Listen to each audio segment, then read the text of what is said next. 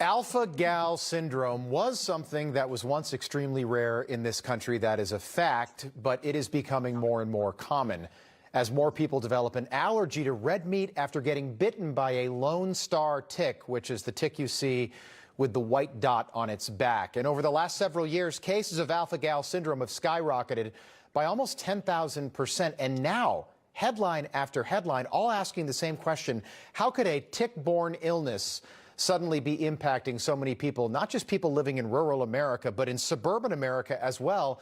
And then we heard from Dr. Matthew Lau at the World Science Festival 10 years ago.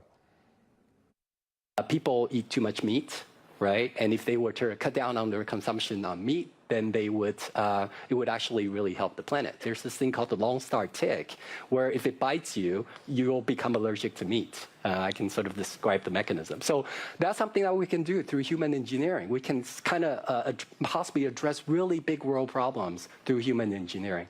Oh, okay. And then you start to connect the dots even more, and you find out that Bill Gates and the Gates Foundation spent millions of dollars funding genetically engineered ticks, and that Bill Gates is also a major investor in lab-grown meat, and now we've got almost 500,000 Americans living with a rare tick-borne illness that makes people allergic to meat, but not the lab-grown meat that Bill Gates has invested in. You think maybe this is not a coincidence after all?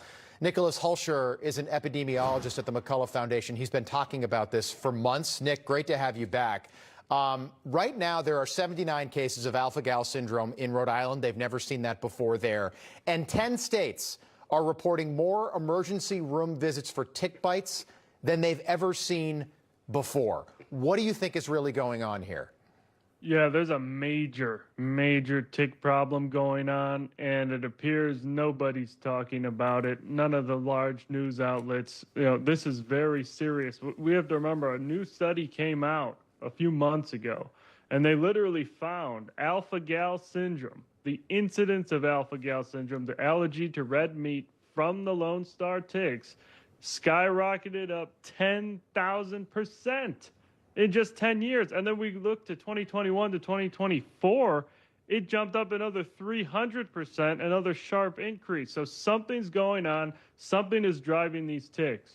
Is that the left is blaming it on climate change? I know you're an epidemiologist, but is that normal with an illness that's been around for a long time, like alpha-gal, to just suddenly be everywhere at the same time?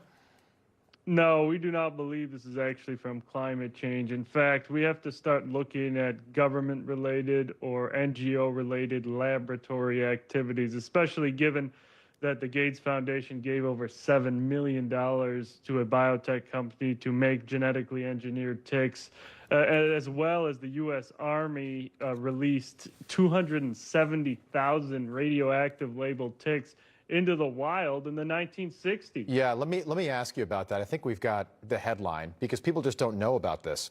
278,000 radioactively labeled ticks in Virginia, in Montana, including Lone Star ticks. And they wanted to do this to see how fast they could spread disease. So do you think there's a connection? Maybe they're doing this again.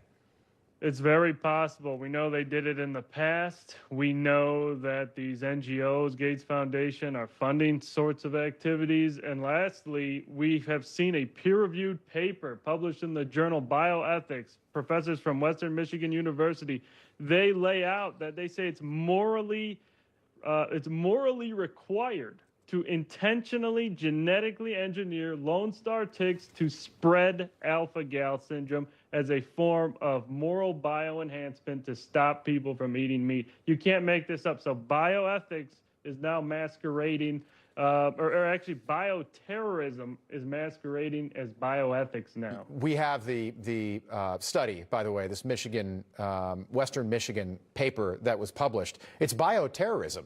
And then you add the Bill Gates element to this. When I first became aware that this was happening, I thought the CDC should maybe investigate. Nick, now I think it should be the FBI.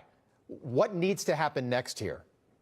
Yeah, we need serious investigations, all hands on deck. CDC, we got to find out exactly what's driving the increase. And FBI, they got to figure out if there are any illegal bioterror-related activities resulting in this 10,000% rise in alpha-gal. We can't let this go on. We got to Yeah. stop it, and we got to find out why. Just quickly, do you think it's a coincidence that cases of Lyme disease are now setting records in states, and Pfizer, all of a sudden, what do you know, they've got this new Lyme disease vaccine? It may not be a coincidence. It may not be a coincidence because we just look at COVID. We just look at COVID, what they were doing before the laboratory, the lab leak, and then they made billions of dollars. So, Yeah. you know, would not surprise me. Check yourself for ticks. Check your children for ticks when you come into the house. It doesn't matter where you are. This used to be something that if you were hiking, if you were a rancher, if you were on a farm, if you were outdoors a lot, you had to worry about. Now it's happening. They just found an alpha-gal tick in Central Park. Now, granted, a dog could have traveled and brought that there, but people in cities and suburban areas are now at risk. Why, we don't know, but we're not going to stop asking these questions. Nicolas Hulscher, appreciate you being here tonight. Thank you. Thank you. Information. Truth is freedom. Is NewsMax. It's real news for real people.